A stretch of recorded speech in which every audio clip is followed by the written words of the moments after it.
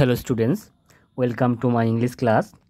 Students, আজ আমরা solve করব ক্লাস 8-এর রায় ও মার্টিন প্রশ্নবিচিত্রা 2024 থেকে সেকেন্ড ইউনিট টেস্ট পরীক্ষার জন্য 7 নম্বর স্কুলের মডেল সেট। প্রথমেই আমরা রিডিং স্কিল সিন অংশ থেকে যে সমস্ত প্রশ্নগুলি দেওয়া আছে সেগুলির আনসার করব। দেখো আনসার দ্য ফলোইং কোশ্চেন্স।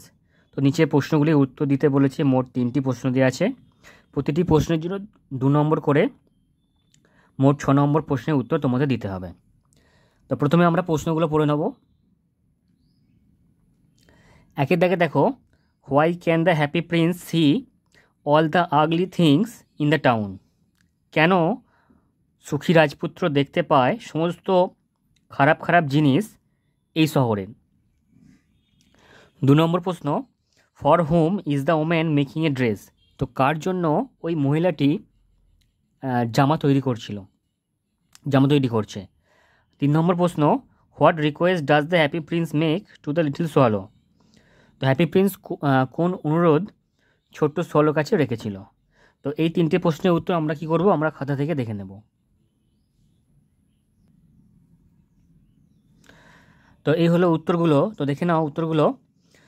প্রথম যে প্রশ্নটি সেটির উত্তর হবে, the happy Prince can see all the ugly things in the town because he stands in the middle of this town.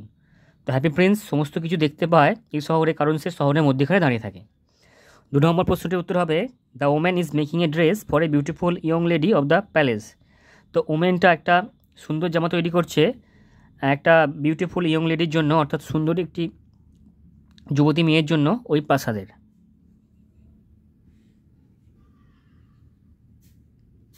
3 নম্বর দেখো যে প্রশ্নটি আছে তার উত্তর হবে, the happy prince requested the little swallow to take the ruby from his sword hilt and give it to the poor dressmaker. তো happy Prince request করেছিল, অর্থাৎ অনুরোধ করেছিল লিটল সোয়ালো, ছোট্ট সোয়ালোকে, টু টেক দ্য রুবি, ওই রুবিটাকে নেওয়ার জন্য, ফ্রম হিজ সোড হিল, তার সোড হিল্টের, and give it to the poor dressmaker, এবং এটাকে সেই পুয়ার ড্রেসমেকারকে দিতে বলেছিল, অর্থাৎ সেই যে গরিব যে মহিলাটি জামা তৈরি করছিল তাকে দিতে বলেছিল।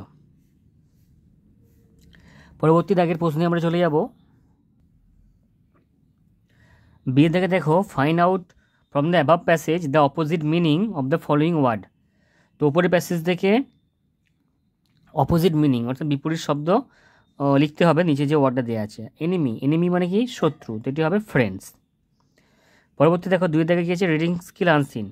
তো আনসিন থেকে দেওয়া প্রশ্নগুলো আমরা দেখে নিই।